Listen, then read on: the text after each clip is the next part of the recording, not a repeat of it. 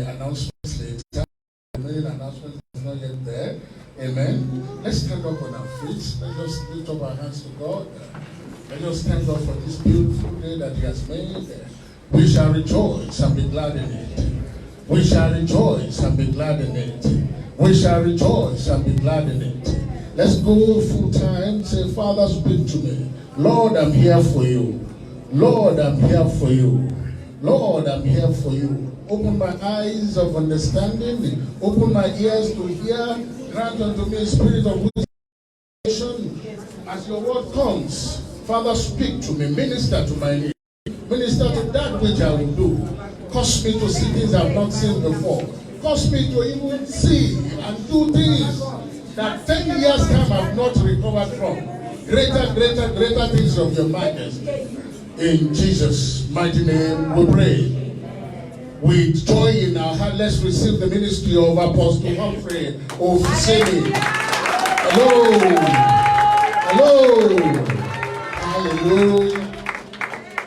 Let's just give the Lord a big hand. Father, we just praise you. Just bless him. Just lift up your hands and bless him. Thank him for his goodness. Oh, his mercies endure forever. He's a great God. He's a good God. Oh, Father, we thank you. I just see in my spirit, I feel strong in my spirit, the word breakthrough.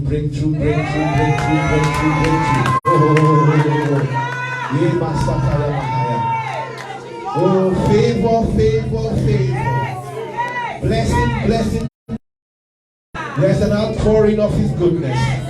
There's an outpouring of his favor. There's an outpouring of his message. Child of God, this is your Kairos time. Child of God, now is your Kairos season. There's just a move of God in this church. There's just an outpouring of the Spirit as never before. God says, my hand is strong to divide the Red Sea. My hand is strong to pull down the walls of Jericho. Child of God, it's not time to cry, to rejoice. It's time to celebrate. It's time to give thanks. For the Lord is good and his mercies endure forever. Child of God, something is happening. Something good, something wonderful, something great. No. Don't look back. Don't look at past mistakes. Don't look and say, how can this thing be? But be like Mary that says, I won't believe. Be it unto me. According to the word. So, child of God, I want you to begin to give thanks for what you have been praying for. Like the word that came last week. And the doctor gave the testimony. Even if something has been years and years ago, or something has delayed, the Lord is saying that now is your time. Now is your season. Now you him. You begin to give thanks because I just know that the dam about to burst. The clouds are full. The Lord says for somebody here today that the clouds are full. You have been praying. You have been praising. You have been thanking God. You have been declaring. But the Lord says that the clouds are full. They are full. They are full. Says the Spirit of God. So it's time to take what belongs to you. It's manifestation time. This is a Kairos season. Write it down that my Kairos season has come. My breakthrough has come. My blessing has come. It will not delay. But this is your season to celebrate more than you've done before. Oh, Father, we give you the praise. We give you the praise. Oh, we give you the praise. Kairos. Open doors. Open doors. Divine connectivity. Divine connection. Divine endorsement. Divine approval. God says my divine stamp is on someone here today. My stamp of approval is mighty upon you, says the Spirit of God.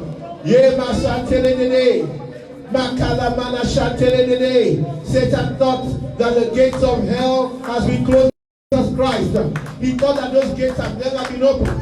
But the Lord is saying, even if it has never been opened, it will open for you. All the powers of hell cannot stop your breakthrough. All the force of darkness cannot stop your promotion. All the force of darkness cannot stop that deal from going through, says the Spirit of God. Because my hand is upon you. Mighty hand. Oh, Masetea. Mankelenia. Prepare yourself. You move into the next level. Prepare yourself. Oh, I just know something good. Something wonderful is happening to someone. Something wonderful, great and marvelous. Something good is happening to you. Something wonderful. Somebody say, something wonderful, great and marvelous. Something good is happening to me. Something good is to happen to you. Happen to you this very day. Something good is going to happen to you. Jesus of Nazareth is here in our midst. Let's lift our hands and give it thanks. Jesus of Nazareth is right here in this place. Thank you, Jesus, because you're here to heal, here delivering, here blessing. Oh God, take all the glory and take all the praise. We thank you for your power. We thank you for fulfillment, miracles, breakthrough. In Jesus' name, amen. Let's take a seat. Turn to your neighbor and say, something good is happening to you right now. Something great. Something beyond your imagination. For your time is now. If you believe that, shout hallelujah. Oh, the Lord is good. Oh, Father. I don't know, but I'm going to be teaching on faith. Love of God. Faith in the love of God. God, Bible says in the book of 1 John, God is love. Are you hearing? It doesn't say his judgment. It doesn't say his justice. It doesn't say his power. It says God is love. So that's the call. Everything that God does and every other thing that God is an expression of love. You hearing me? It's an expression of love. When Jesus was on earth, he came to introduce God in a way that was unprecedented, in a way they had not known God before. And teaching his disciples, he said, first of all, he called God his Father, but he said, God is your Father. And teaching his disciples, he said, when you pray, say, our Father. Hallelujah. Our Father. And that's more powerful than people think. We take Father for granted. But it's revealing the core heart of God. That God is a Father. And that God loves. Fathers love their children. Am I right? So it's revealing God not just as a God. Before then, in the Old Testament, they knew that God is God. He's almighty. El Shaddai, different names. But Jesus came with a unique name. And all those other names are good. But Father is what is behind every other name. Are you hearing? Our Father who art in heaven, hallowed, or different, unique, special, powerful, glorious, majestic, awesome. So he's saying your name is a different kind of brand. Are you hearing? At that time, that brand was unknown. But Jesus came to bring out the unique brand. Father. Hallelujah. To reveal God to them is not just a God. You know, see some people up there, creator of the universe, which is true. To some people, he's just an omnipotent force that doesn't care what happens in our lives. Are you hearing me? So he's different things to people. But until he's Father to you, you are not saved. in university I read sociology, and one of our courses was on religion. And what they taught us then, which I spoke to my lecturer, I said, I don't agree with you. They said all religions are basically the same, just coming in different forms, and every religion tells you, if you disobey, you go to hell, or there's kind of punishment. If you obey, you go to paradise or heaven, in every religion. So I told that Christianity is different. In Christianity, he came to do the obedience for you. He came to die for you. So by grace, you are saved. Hallelujah. The love of God is what differentiates Christianity from every other religion. That's why it's not a religion. It's not man trying to save himself. It's not man trying to God or to do something for God so God can approve him. It's God knowing that no man can stand approved. No man deserves it. So he came as a father and made us his children. Hallelujah. So religion always thinks that sin is the problem. Hello? Basically, disobedience to God is the problem. Under the law, once you disobey, you are punished. When you obey, you are blessed. But what they need to understand, they thought you could obey, was that no man can obey. So God gave them a priesthood, which was a shadow or a picture. Are you hearing me? Of God's mercy. So every year they had an atonement because nobody could obey. And the sins of the people were put on the goat that was killed. Hallelujah. So that for another year they could be blessed. That's why it was never the sins of Israel that were repeated. They never lost the battle just because of sin. They lost their battles when they changed their gods. Whenever they stopped, they left that priesthood and began to worship of that God. They were no more covered by the blood of the bulls and goats. God couldn't help them because God doesn't force mercy. Salvation is goodness on any man. You've got to take it. To receive it, you've got to have a revelation of it. Are you hearing me? So Israel were only defeated not because of their sins. They were defeated when they turned away from God's mercy. When they forsake the grace and goodness of God.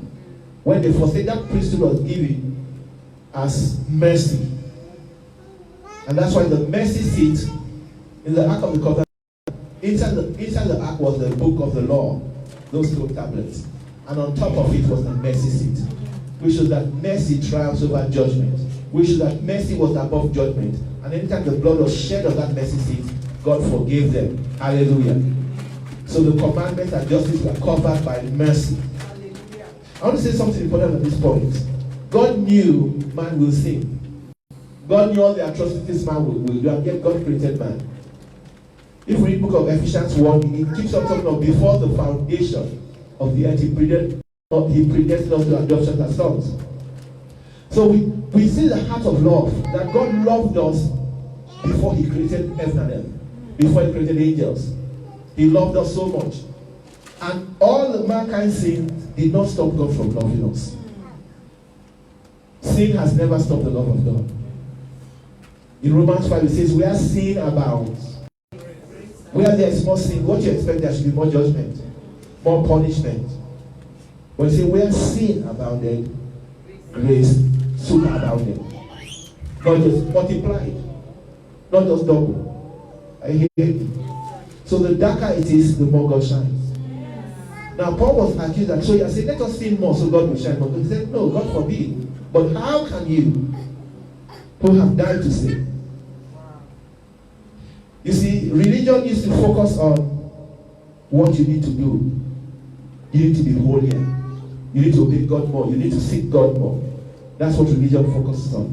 But if you study Ephesians 1 to Ephesians 3 talks about our union, our position in Christ. What Christ is for us. God's love for us, God's plan. Ephesians 1 to 3, Paul was primarily about your position, your union, Christ being in you. Then Ephesians 4, he begins to talk of conduct. You can't live the Christian life without a revelation of what Christ did on the cross. So that platform. So the same thing he said in Romans 5. He said, where sin abounds, grace abounds more. Should we now continue to see Romans 6, continues Romans 5? Should we continue to see that grace may abound? He said, God forbid, because you're already dead to sin. So Paul now goes back to begin to tell them, you died, planted with him, buried with him, risen with him. He begins to talk about the cross. Then in verse 11, he says, he says, reckon yourself dead indeed to sin. Sin, this is your position. Now say, let not therefore, I'm missing 12. He said, for sin, reckon yourself dead to sin, for sin shall not have dominion over you. Why? For you're not under the law. Under the law, sin will dominate you. Trying to obey God with your self-effort, with your own effort and ability, you will still be bound to sin. He says sin will not dominate you. Sin, and he used a singular word, sin. Talking of a personality. Sin, Satan, will not dominate you, for you're not under the law, but under grace. Grace is the solution to sin. We are sin abounds, God multiplies grace, because it's bringing the solution. Are you hearing? So we need to feed on the love of God. Feed on what Christ did. That is the solution. Feed constantly on the love of God. I've heard different testimonies of people who have fed on the love of God. The lady was bound to cigarette smoking. She fasted, prayed for years, did everything she can come out of it. Then she got a revelation that Christ has already done it. So when she smoked, she said, Father, I thank you because I'm free. For 2-3 months, she kept on doing that. She was still smoking. Till one day she just couldn't smoke anymore. After while she's smoking, she said, Father, I thank you, Lord, because I hate cigarettes. Jesus has set me free. Jesus has set me free. Of course, during the day, she meditates on that fact. I am free from this. Whatever you focus on will dominate you. Whatever you focus on will dominate you. A guy who 14 years in pornography, he's fasted, prayed, done everything, and he got the revelation of grace and began to say, Father, I thank you because I'm free. While he's watching, he said, Father, I'm free from this pornography. I have your perfect righteousness. Jesus became sin and gave me righteousness. About 2 or 3 weeks after, he's totally free. Really consistent. So he's not, you see what happens when people see they get condemned. They feel so bad, they feel God doesn't love them, and the devil grips them more. But when you say, no, I am the righteousness of God in Christ Jesus. You meant to hate the sin. I'm not saying we should love sin, because God hates sin but loves the sinner. Jesus always went out for sinners. He went to the house of publicans, tax collectors, which were enemies to the nation. The tax collectors were helping the Roman government against their people. So they are seen as the worst. But Jesus will always visit the worst sinner. Because he hated what the man was doing, but loved the man. And Luke 15 says, Luke chapter 15 verse 1 says that all the sinners came to Jesus. Why? He wasn't telling them turn or burn. He wasn't threatening them. Religion teaches that you need to threaten people for them to be holy. Are you hearing? And in the book of Romans it says that the law is for the unrighteous man. The unbeliever needs laws to curb them. Whenever there's anarchy, police are not doing their job, and there are riots, you see people who normally have never stolen before. They break into shops and start stealing. Which means that what was curbing them was the law, but their heart was not changed. The law does not transform the heart. When there is freedom, they can do anything. There's no law, no punishment. They will do all manner of things. Are you hearing me? But it's only the love of God that can change the heart of man. Because God made your heart and he knows what your heart was created for. Hallelujah. If you take a fish out of water, it can't survive. Take the plant out of soil, it can't survive. From where, in Genesis 1, God created the animals, the fish, in the environment they were to live. Fishes were created in the water. So the fish needs water to survive. Cattle, mammals, created on grass, on the ground. So they need something from the ground to sustain them. Man was preached out. So we need man, we need God who is love. Hallelujah. Amen. Anywhere you see love in the Bible, put God. So man was created from God, from love. So we need God, his life, his love to sustain us. Hallelujah. Only love can sustain a man, spirit, soul, and body. Man can only get his best. Man can only be fulfilled and get actualization, satisfaction in God. He can try good works, he can try behavioral modification, he can try all kinds of things, but only in Christ, who is God, can we be satisfied. Are you hearing? You see, holiness, they used to teach us in those days, we got to deny ourselves. And Jesus said, deny yourself. Hello? But he said, he didn't stop at deny. Deny yourself and follow me. Follow him, pursue me. Not to stop many, many things but we're still left empty. Are you here? And a theologian called C.S. Lewis, he died, I think, 1960s or so. He mentioned that the only solution to sin is to pursue pleasure, pursue happiness. How can I pursue pleasure and happiness? You see, we are taught that God doesn't want you happy. No, God created you to be happy, to have enjoyment, to have satisfaction. The only cure to live it, to be bound, to be free from the pleasures of life, are you hearing me? Is to seek for supreme pleasure. You pursue supreme happiness. We were taught not to pursue happiness. No, pursue happiness. But you see, the thing is this, the catch is this, it's only in Him you can find supreme pleasure. Amen. David was a man after God's heart. He was a man who pleased God so much. In the whole of the Old Testament, there's one man God said, I found a man whose heart is after me, who is pursuing me. Are you hearing me? And David says, in your presence is fullness of joy. Having pleasure, he says, have more. Get the highest. So David also says, taste. God gave you a tongue that can taste and can enjoy sweet things like ice cream. Are you hearing me? It was spoken. It's from the tongue. Hello? So it says taste, see, know. The word see means to know, realize, get the experience. Taste and get the experience. There are some things that you taste, you get addicted to. Never try drugs. Because the pleasure level is so high. There are hormones, pleasure hormones that flood the brain, dopamine. When you take all those things and you get addicted to it. The God that created your brain and created dopamine and all those things, He's the one that when you find Him and you taste Him, dopamine will skyrocket beyond any measure that I've experienced before. So David is not struggling to love God. Are you hearing? He wants to love God. You see, we have been taught a slave religion, a slave mentality.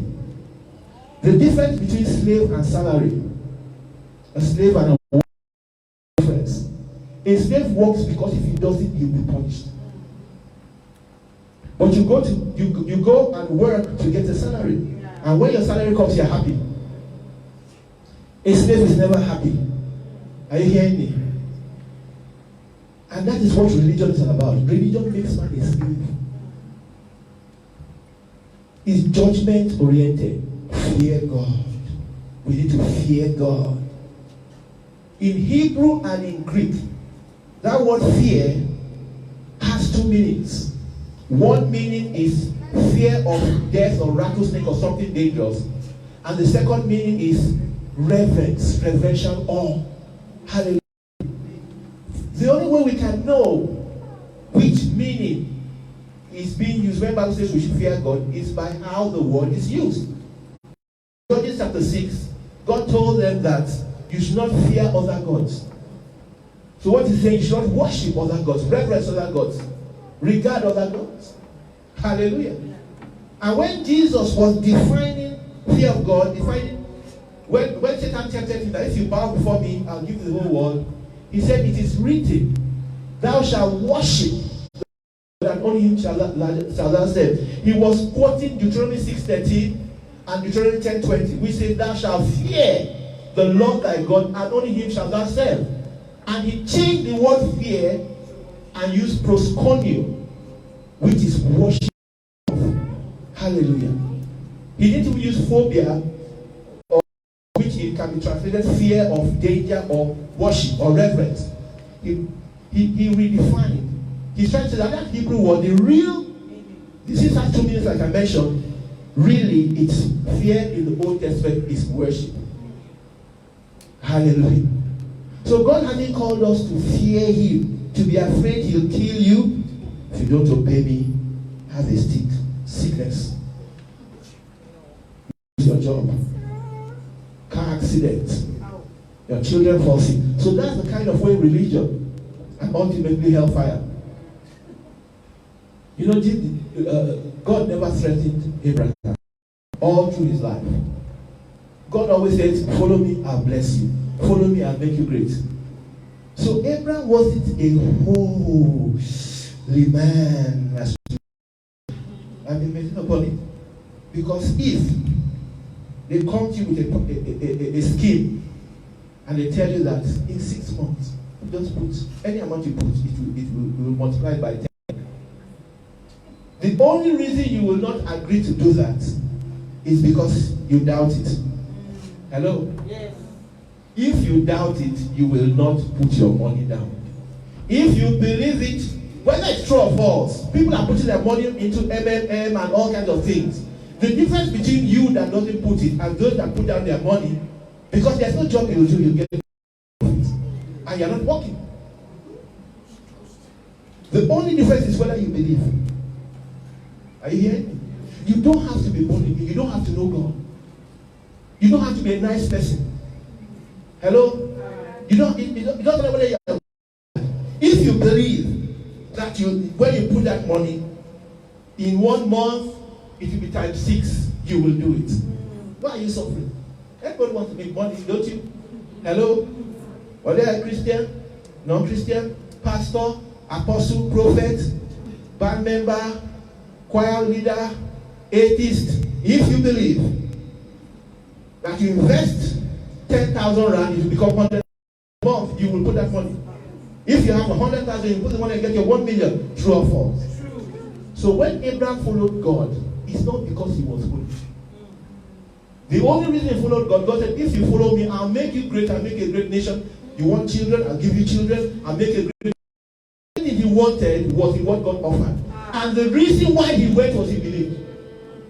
Simple. If he didn't believe, he won't go. If he believed, he will go. See, Abraham was obedient. Hello? Because I talked to some pastors when I tried to share this thing to them. I said, but you know, Abraham left everything and was obedient. I said, look, it's not a big deal. If he believes in the person speaking, he will go. You don't know who started NMM or all those Ponzi schemes. But if you believe what they have said, you will give. Are you hearing me? I don't believe in tithe. I don't believe in giving. You see, it is what you believe that shows your action. Abraham was not holy. But when he believed, he finally became holy. Hallelujah. Abraham simply believed. And because he believed, God could use him. Are you here? Yeah. See, people have criticism. But in the heart of every man, God designed you to be in prosperity. He said, let them have dominion. The word dominion means ownership. Let them have the title deed and own the whole world. They were trillionaires. God's blueprint for man, for you to own, to dominate, to take over the marketplace. God is not looking for holy people. The Bible says that Abraham discovered that God justifies the ungodly. If they will believe, he will make them right. Don't worry about righteousness. He will make you righteous if you believe in. People are striving to be holy. No. Believe. Get into his word, begin to believe, because what God's word will change you. God justifies, makes righteous the ungodly, and gives that a gift. He puts in a spirit of righteousness in you. And if you begin to discover who you are, change will take place. Change yourself. Yeah. Religion is man trying to change himself. The gospel is the grace of God changing you. Amen. Hallelujah. Abraham just followed like you're doing MMM. He heard something, he believed it, thank God it was true. Are you hearing me? Yes, sir. Some people put money into Microsoft when it was first starting. Are you hearing me? Today they are billionaires. Whether they are Christians or not Christians doesn't matter. They just believed in Microsoft. If you believe in the right thing, if what you believe in is true, you'll be blessed. It will work. If it's not true, then you fail. So watch what you believe. That's the difference. What you believe is what matters. If you believe the lie from the devil, Actually, every time we are struggling is most likely because you believe in a lie. Everyone who has chronic depression, fear, worry, whatever terrible is working in your life, there's a lie you are believing. That's why Jesus Christ said, if you continue my word, you will know the truth. And the truth that you know. You see, so what sets you free? You don't set you free. The truth that you know is what sets you free. Whether it is poverty, sickness, whatever it is, fear, depression, whatever it is, the truth is what sets you free. The truth set Abraham free from being a childless to being a father of many nations. So you see, religious people couldn't follow Jesus. The Pharisees, they couldn't follow Jesus. They believed in works, in man's effort. But the worst sinners, Jesus. And they met a woman, John chapter 4. I don't think there's a worse woman than her in Samaria. And Jesus told his disciples to go. He wanted a personal audience with her. He is waiting for one person, the worst sinner. Time, it's not head of 5 husbands. Not even today, you look at such a woman, but at the end of then, you don't even divorce in those days. From husband, she was a shame to her society. She was a disgrace to women. The worst. And now, before modern day, where you can live together without being married, she was living with the man she's not married to.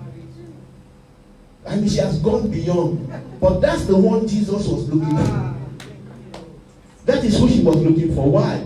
Because if she can know the truth. And he said to her, you have been tested. You are looking for pleasure, and you are someone that wants the best pleasure. You're just a loose woman. You just want pleasure. And you look for it everywhere, you can't find it. He didn't rebuke her. You're always chasing pleasure. Look at what that left you. Probably when she was married, she was still going out. So the men kept on doing of her. Jesus did not even rebuke her or threaten her. The turn of money, you know, you are headed to hell. And that's what most of us would have done. I would have done that. Hallelujah. You have corrected her and warned her. He said, look, I've come with the answer.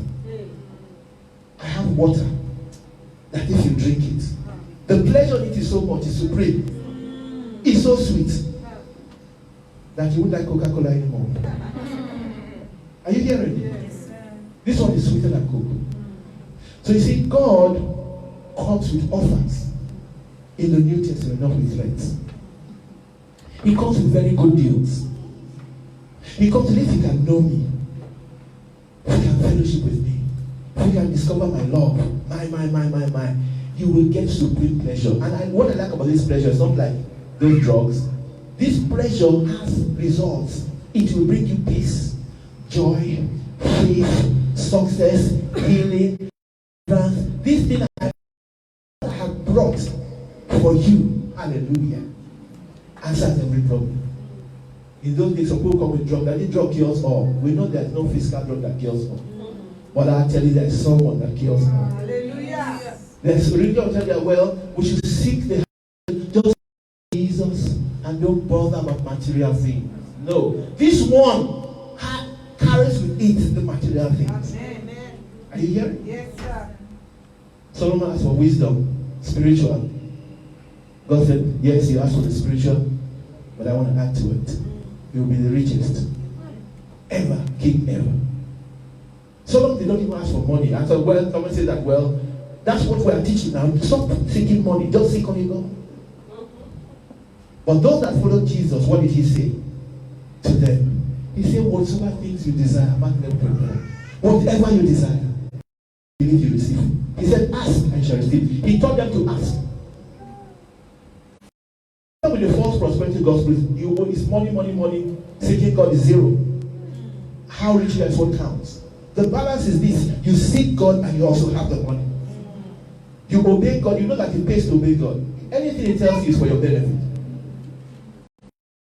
Because you believe. He is a rewarder. You don't obey from He will punish me if I don't obey. No, you obey because when I obey Him, if He says jump and I jump, I know a blessing follows it. If He says pray all night today, I know a blessing follows it.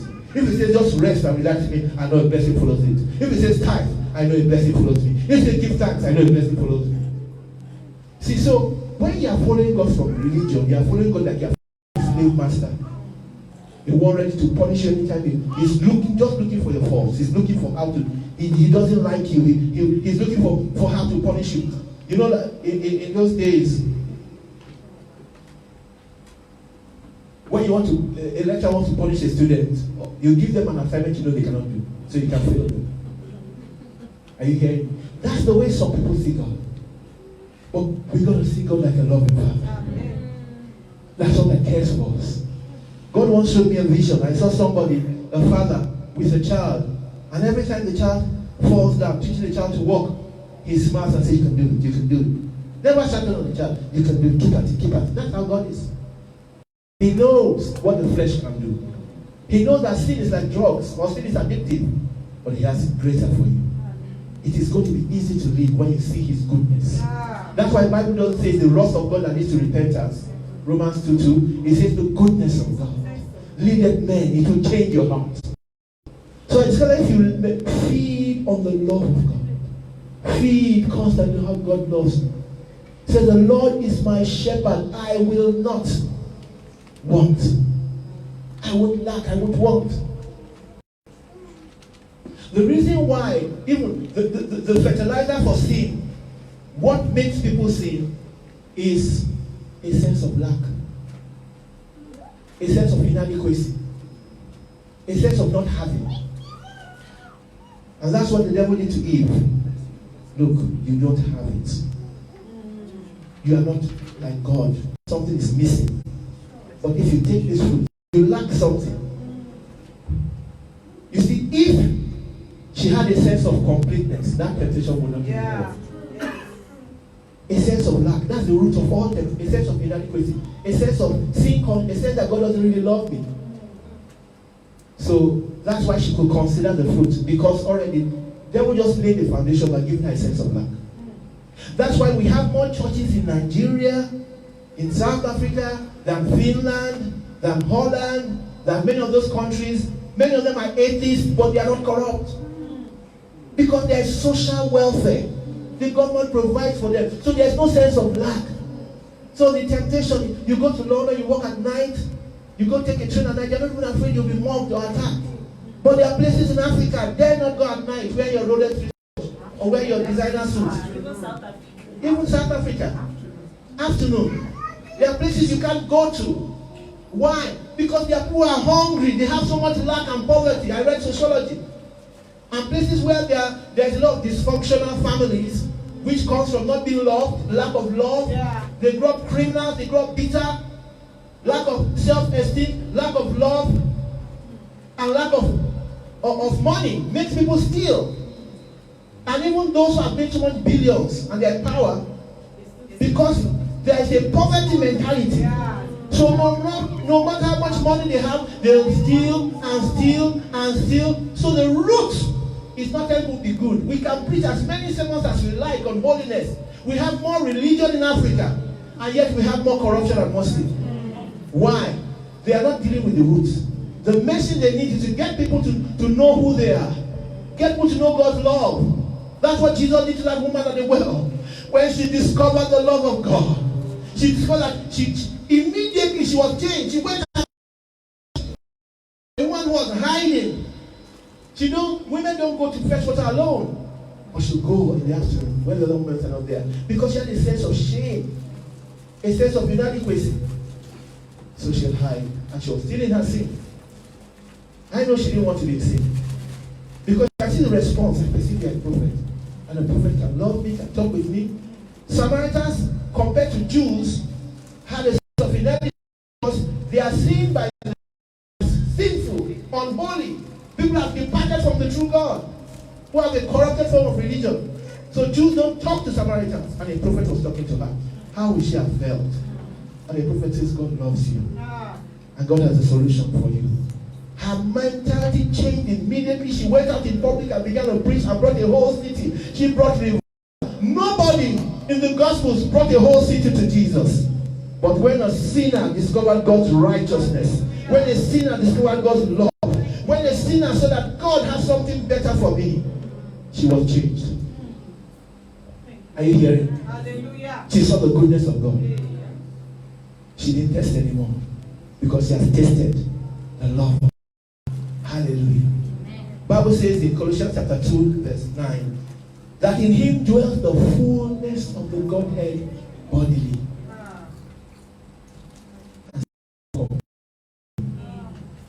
That word complete is from the Greek word that means we are fulfilled. It means we are filled. Also, it's used for fulfillment of prophecy. In Christ, you don't have lack.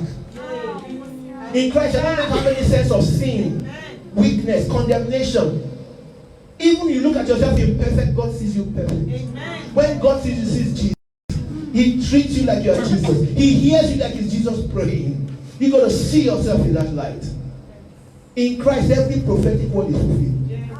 I want to declare to you today, every prophecy you have ever heard, just see Jesus and say they are fulfilled. Because I'm in him, every word, it might have been 10 years ago, but they are fulfilled. Now is the time of fulfillment.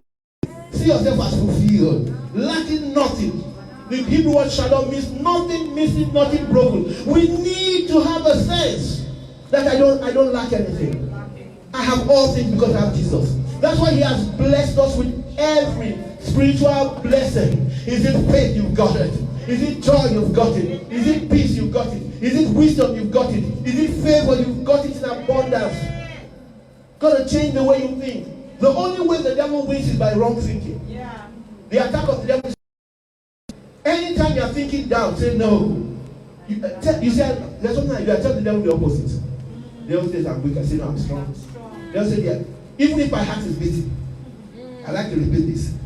You are believing God and it's in a terrible situation and your heart is beating. I tell myself, I don't have a spirit of fear. I don't have it. I tell myself I'm full of faith. I tell myself I have the faith of Jesus. I have the strongest faith. While you are afraid. That's why Paul told Timothy, you have the spirit of fear. Because the devil will tell you, your faith, is it strong? No. I tell him every day my faith is strong. I've got mountain moving faith. My faith does not fail because the faith of Christ.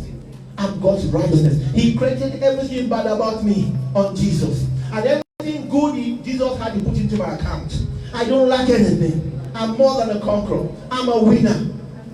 That's the way you should think. Yes. Renew your mind. Are you hearing me? Yes, sir. Every day, meditate upon it day and night. Wake up in the morning and say, I've got unprecedented favor. The favor I have is not matched. Joseph does not have the favor I have. I want to prophesy to you that today, Solomon doesn't have the kind of favor that you have. God is going to raise people that will walk in more favor, more wisdom, more abundance than anyone in the Old Testament. Then we are servants and we are sons. And there's no father that loves his employees more than he loves his sons. Child of God, the love of God toward you is abundant. He doesn't love Jesus anymore. 17:23 says that he loves you as he has loved me. No one can be perfect enough for God to love like he loves Jesus. But God put our sin on Jesus and put his righteousness on us so that he can love you like he loves Jesus. That's why but he's not ashamed to call us brethren. When Jesus sees you, he sees himself. When Jesus sees you, he sees unlimited righteousness. He sees holiness. He sees the victor. He sees the champion. He sees one that is blessed. What God wants for you, like I told about Abraham, just believe. The word gospel means too good to be true news. It is greater news than MMM, than Ponzi schemes. And it just like a Ponzi scheme, you don't have to be good or bad. Righteous or righteous. You just have to. And the poor people, the sinners, the terrible people follow Jesus. Most of them follow Jesus. That's why the same thing. The poor people, weak people, they do lottery. Hello, I'm not saying they don't do lottery, but I'm just telling you what happens. They are the ones that do all these Ponzi schemes that receive money, or people that were abused when they are young. When you have that poor mentality, but you see, in Christ, that is what God is looking for. When you feel I'm a nobody, this is not enemy, this is reality. Follow Jesus. When you look at if things are wrong in your life, nothing is working. Like that woman, nobody loves me, but he loves you. You see, many times when you are brought up with rejection, you're not sure love. You grow up with a mentality of a low self-esteem, or you feel bad about yourself. But I have good news for you. David was rejected by father, mother, brother, sister. They saw nothing good in him. But he turned that into having, well, if nobody loves you, God loves you. And God is more important. He was able to switch that at the end of the day, he had a greater self-esteem greater faith, greater confidence than everyone in the nation. Someone born in rejection because he found out something. What matters. Yes. And when Goliath came, he wasn't afraid. Because perfect love casts out fear. When you know the love of God, there can't be fear. A missionary, I just finished some missionary work in the in Africa. I came back to the US. I was looking to, he was a full-time missionary. So while I'm in US resting, let me do some jobs so I can make some little money before I go back to my missionary work. So he went to a hospital and told them he showed his credentials because he did some work in his earlier years.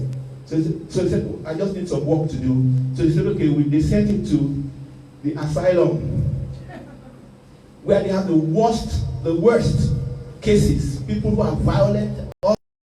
So he went in and they told him that we have to lock the door when you put you inside.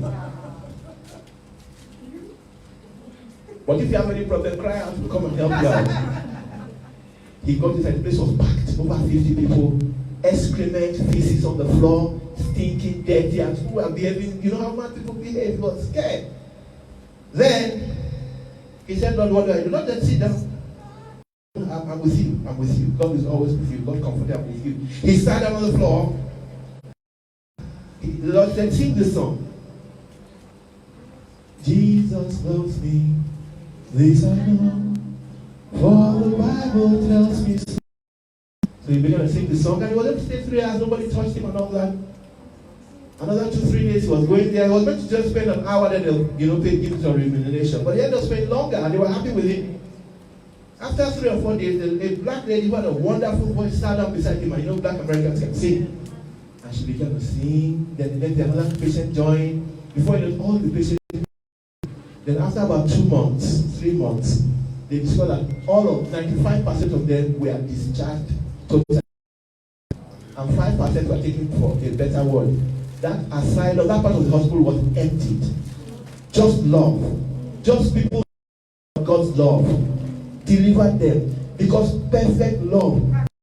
That's why Paul said in 1 Corinthians 12, the last verse, he said, I will show you a more excellent way. You see, the Corinthian church were, but in chapter 1, it says, you come behind you no gift. They were good in the gift of the Spirit. But he said, look, know God's love. I show you a more excellent way. You want to live a holy life? Today, I show you a more excellent way. You want to live a more prosperous life? I show you a more excellent way. You want to live a life of victory? I show you a more excellent way. Think of the grace and goodness of God. Man was created for love. See, John, the only disciple that didn't betray Christ, the only disciple that stayed at the cross, he always said, I'm the one the Lord loves. He said it. Jesus never chose it. He chose to believe in the love of God. And in 1 John 5, he says, we have known and believed in the love of God. And now said, perfect love casts out fear. He also said, we love because he loves us. We love. In the original, we love. It's in italics. We love. We can love him and love people and be loving because he first loved us. Only the revelation of God's love, only feeding on God's love will change you. God made man's heart, and only the source, Father means source, is only to fix you. When you have BMW, you don't carry your BMW to Mercedes-Benz. Are you hearing me? Yes, sir.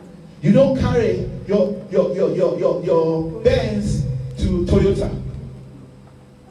I want to tell you, as a child of God, your faith will move in leaps and bounds as you believe he loves you.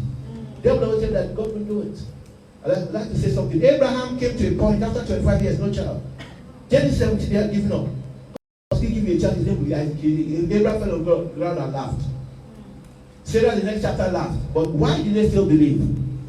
Abraham said, if God is cutting a covenant, this God is saying that my life is at stake. If I don't fulfill it, I will die. Now it's so that God loves him and wants him to have a child more than he wants.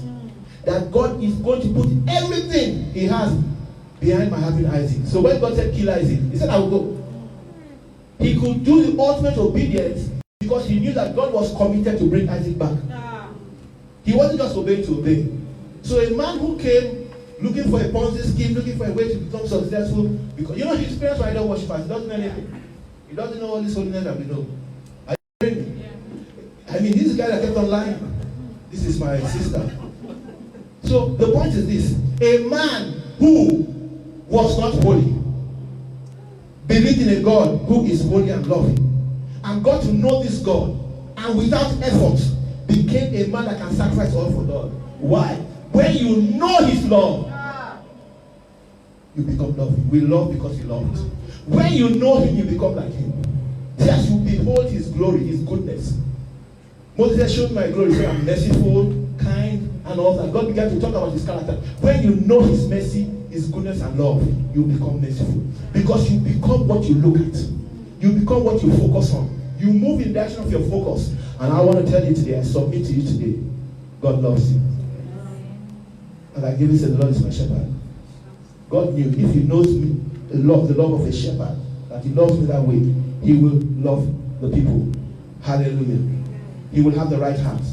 When you know the love of God, you feed on the love of God, you become what you feed on. We are created by love. And we are his love children. When you read 1 Corinthians 13, he's talking about God.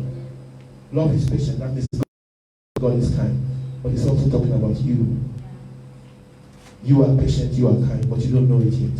As you look at God, you begin to see yourself. That's why it says a mirror. As you see his love, you see yourself, and you become. That's why it says we are transformed. 2 Corinthians 13. We are transformed. We are transformed as we behold his glory, which is his mercy, his love, his grace, his goodness. We become that. It's already in us, but we can only become that by the renewal of our mind. Child of God, your breakthrough has already come. Your victory has come. God loves you like he will never fail. His gifts are called out without repentance. All Abraham's disobedience never stopped God. God did not change his mind. God will never change his mind about you. God will not change his mind about you. And begin to see that he loves you, so you know you have a now breakthrough. Every prophecy is fulfilled in Christ. Is Christ in you? Then every promise of God is fulfilled. They are yes and amen. How do you begin to thank God for your breakthrough right now? Thank God because God gave a prophetic word and because this means that now your breakthrough has come. Now, it will not take time. Now. We are fulfilled in Christ. We are complete in him and all the promises are fulfilled. When you have a sense that you are complete, a sense that you have his perfect righteousness, fulfillment will not take time.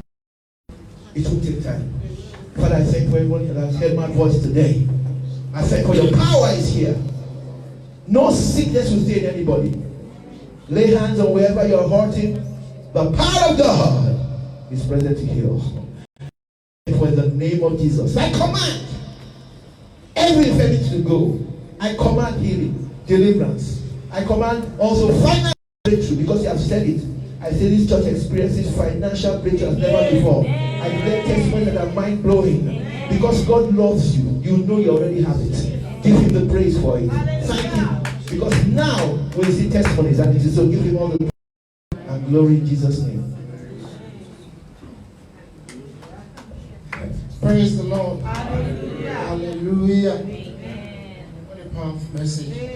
Amen. I just really want to go through our announcement for the week. If you can give us the announcement quickly. Especially for our brothers who are joining us for the first time.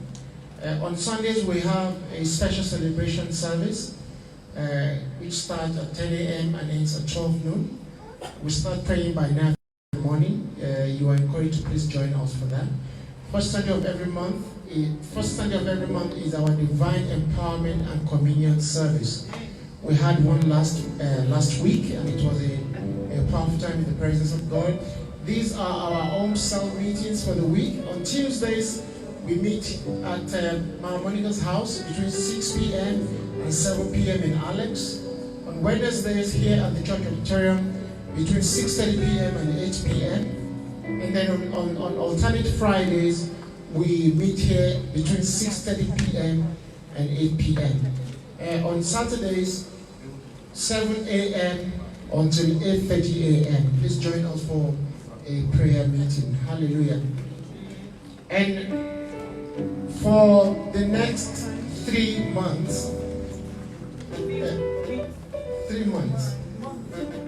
the next 3 months, on every third Sunday, there is a presentation by the drama squad, and the title of the presentation is Journey of Purpose. Journey of Purpose. Please look forward to it, third Sunday of this month. and the Lord will bless you and will guide you in your purpose in Jesus' name. On every last Sunday of the month is our jeans Sunday. You are encouraged to please come in your jeans. Let's worship God in our jeans. Let's show God's love in our jeans. And let's glorify Him in our jeans. Hallelujah. Praise the Lord. Let's welcome Sister Lola for the offering. Praise the Lord.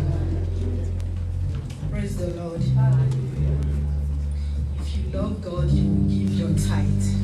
Do we all love God? Hallelujah. If you have paid your tithe or you have transferred electronically, can you come and let Pastor pray for you? Hallelujah.